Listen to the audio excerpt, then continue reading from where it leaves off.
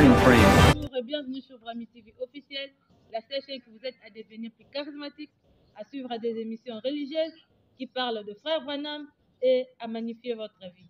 J'espère que vous allez bien. C'est votre sœur Myriam Ngoutou dans l'émission La clé pour la porte. Encore une fois, bienvenue sur Brahmi TV officiel. Aujourd'hui sur Brahmi TV officiel, nous allons parler sur Sekele Yalibala. Comment une jeune fille peut aller dans un mariage, le comportement de la femme, tout ce qui concerne le mariage, même les hommes, même les maris, tout ce qui concerne le mariage. Alors aujourd'hui sur notre plateau, nous avons la sœur Salima. C'est elle qui va nous répondre à quelques questions posées. Bonjour ma sœur. Bonjour ma sœur Myriam. Vous êtes notre invitée aujourd'hui sur le plateau de Brahmi TV officiel et c'est un plaisir pour nous de vous inviter aujourd'hui sur notre plateau. Le plaisir est partagé, madame. Merci ma soeur Salima. Ma soeur Salima, si nous vous avons invité sur le plateau de Brahmi TV officiel sur les sujets de Sekele Yalibala, c'est parce que nous avons su que vous êtes une maman, sur de quoi vous êtes une mère, qui a pu aussi être dans un mariage où vous avez eu 2 enfants. Alors, sur votre expérience, nous voulons aussi avoir quelque chose de vous qui peut nous aider, nous les femmes, les jeunes filles qui veulent aller dans les mariages. Notre première question est la suivante. Comment une jeune fille qui aspire à un mariage peut-elle partir dans ces mariages? Merci beaucoup, ma sœur Myriam. La jeune fille qui aspire à aller au mariage, comment peut-elle y aller? En tout cas, par le fait d'appeler seulement le mariage, c'est une institution divine. C'est Dieu qui a institué le mariage. Comme le mariage vient de Dieu, on ne doit pas s'y engager avec légèreté. Alors, la jeune fille qui doit aller au mariage, comme nous sommes dans un plateau religieux, j'espère. Alors, je crois bien que cette jeune fille, c'est une personne, une croyante qui a cru à la parole de Dieu et comment peut-elle s'y engager et aller au mariage. D'abord, la jeune fille, j'espère qu'elle est issue d'une famille chrétienne. Et quand elle est issue d'une famille chrétienne, elle a déjà reçu au préalable l'éducation venant de ses parents qui sont aussi croyants. Alors, cette jeune fille ne va pas aller au mariage d'une manière désordonnée, comme le mariage qu'on peut appeler un mariage mondain, mais ça sera un mariage qui est religieux, qui est respectable, qui vient de Dieu. Alors, cette fille doit y aller avec le respect dont la parole de Dieu sera la base même du fondement de son mariage. Ok, ma soeur Salima, vous avez épinglé quelque chose, vous avez dit la sœur la jeune fille qui part dans ce mariage, qui conspire à aller dans ce mariage, elle est issue d'une famille croyante qui croit les messages de Frère Branham, mais il y a aussi des cas qui ni le papa ni la maman est dans les messages, mais elle a cru parce qu'elle a été une aigre, une élue, elle a cru, elle s'est retrouvée dans ces messages. Alors pour cette jeune fille, comment est-ce qu'elle doit s'y prendre? Merci beaucoup, ma sœur. La jeune fille dont les parents ne sont pas du message, si elle-même, elle est croyante du message, toute sa vie sera fondée sur la parole de Dieu dans le message. Oui, dans le message. Et cette fille, elle va respecter tout ce que le message lui demande à vivre dans le mariage. Merci beaucoup, ma sœur Marie-Claire Salima. Nous voyons quand la jeune fille est déjà dans un mariage, certaines jeunes filles, la plupart en ce 21e siècle, ne savent même pas faire le ménage. Elle est là dans la maison dans son foyer, dans son nouveau foyer. Elle ne sait ni faire la vaisselle, ni faire la lessive, ni faire la cuisine pour son mari. Et elle engage même une bonne pour faire tous ces travaux. Alors, d'où vient cette petite légèreté parmi nos mamans qui envoient les jeunes filles dans les mariages? Merci beaucoup, ma sœur. Nous pouvons dire que la faute est partagée entre la maman de la jeune fille et la jeune fille elle-même. Donc, toutes les deux doivent concourir au bien-être de la réussite de ce mariage. Prenons le cas de la maman. Nous, les mamans, nous sommes les premières fautives si nous ne savons pas éduquer nos enfants dès le bas âge, sachant que c'est une femme. Une femme est appelée à aller au mariage quand elle sera à l'âge révolu. Nous ne refusons pas nos enfants d'aller à l'école. Le prophète lui-même soutenait, il amenait ses enfants à l'école. Entre autres, le prophète avait aussi des jeunes filles, Sarah et Rebecca. Elles allaient à l'école. Si l'école était mauvaise, le prophète n'allait pas envoyer ses enfants à l'école. Et a priori, nous sommes dans le monde de ce 21e siècle. Vous ne pouvez pas laisser votre fille sans aller à l'école, qu'elle soit abrutie, analphabète. Non, l'école est très importante. Mais cette école n'est pas tout. En plus de l'instruction que votre fille aura à l'école, il faut maintenant l'éduquer. L'éduquer en vue de réussir son mariage. C'est quoi? Vous pouvez être d'une famille aisée, vous avez une bonne, des domestiques, tout consort qui doivent vous aider dans les travaux ménagers. Mais ce n'est pas tout. Quand la fille rentre de l'école, elle est déjà une fille à partir de l'adolescence, à partir de l'âge de 12 ans, 13 ans. C'est le moment où la maman doit vraiment être rigoureuse et veiller sur sa fille. Elle vient de l'école, elle a déjà mangé, elle s'est un peu reposée, elle fait ses devoirs. Après, elle doit venir aider. Même si vous avez un domestique, même si vous avez une bonne, cette fille doit participer à tous les travaux de ménage, entre autres la vaisselle, la lessive et la cuisine surtout. La jeune fille doit connaître, doit savoir préparer. Puisque quand elle ira à son mariage, ce n'est pas le même jour, peut-être l'homme n'aura pas de moyens pour lui ajouter une femme de ménage. C'est elle-même qui va travailler. Et il y a d'autres maris qui sont exigeants. Même quand bien même ils ont l'argent, ils refusent, ils disent, je ne veux pas manger la nourriture de la femme, de la bonne. Il faut, alors si la fille ne s'est pas préparée, ça sera une honte aux parents.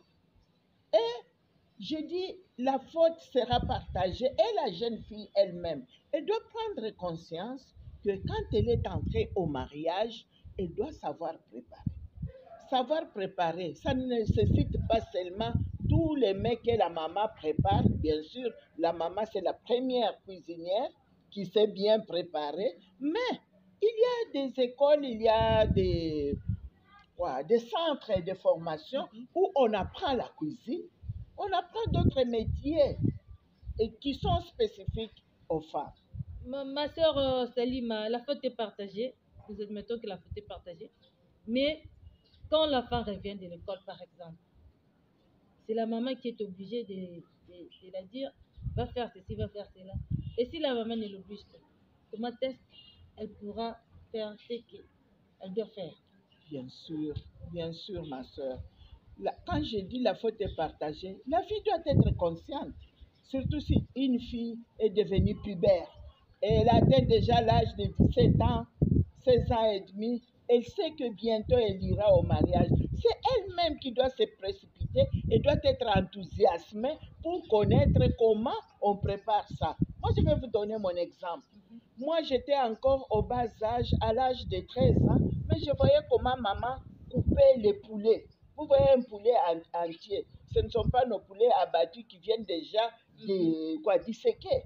Mais un poulet entier, vous voyez comment la maman a égorgé les poulets et comment elle va répartir les morceaux.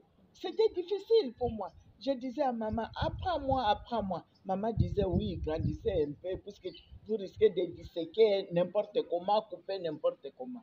Mais quand j'ai atteint l'âge de 16 ans, je savais déjà couper les morceaux de poulet, chaque partie, et je savais déjà cuisiner. Et c'est ça. Donc, tout dépend d'abord. La fille doit être motivée.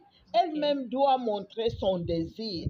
Alors, quand elle va demander, je ne pense pas qu'il y a une mère qui voit sa fille venir lui demander et que cette maman puisse lui refuser de lui montrer comment faire la cuisine convenablement. Vraiment, merci, ma soeur Marie-Claire Salima, nous poursuivons. Notre deuxième question est la suivante.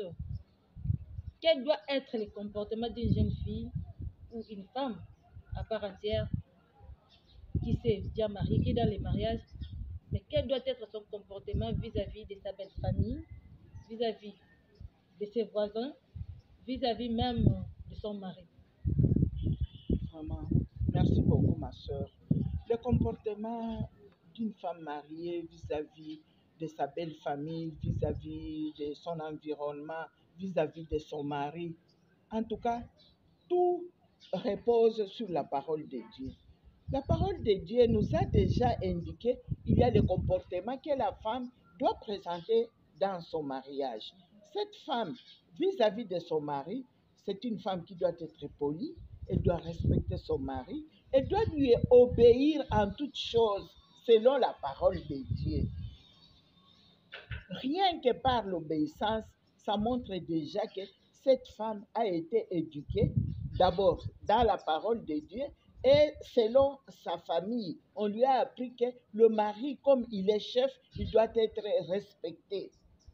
Vous voyez. Mais il y a certaines jeunes femmes. Non, c'est à déplorer, madame. On ne sait même pas commencer à vous épingler les témoignages, c'est à déplorer. Le mari peut venir du travail, il ne sait même pas encore reposer, on ne lui a même pas encore présenté à manger, mais directement, la femme commence déjà avec des problèmes. Si rien que le mari, en se reposant, il reçoit un appel, vous voyez la femme, elle ravit directement le téléphone. Est-ce que ça, c'est une impolitesse notoire? Vous ne savez pas qui appelle ton mari.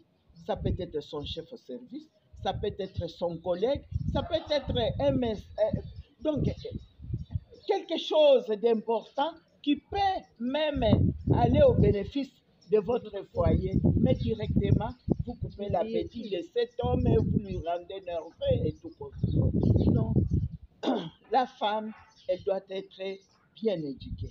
Maintenant, vis-à-vis de sa belle famille, nous avons en tout cas le cas de nous les Africains. Le mariage, c'est un problème, c'est un phénomène social, économique.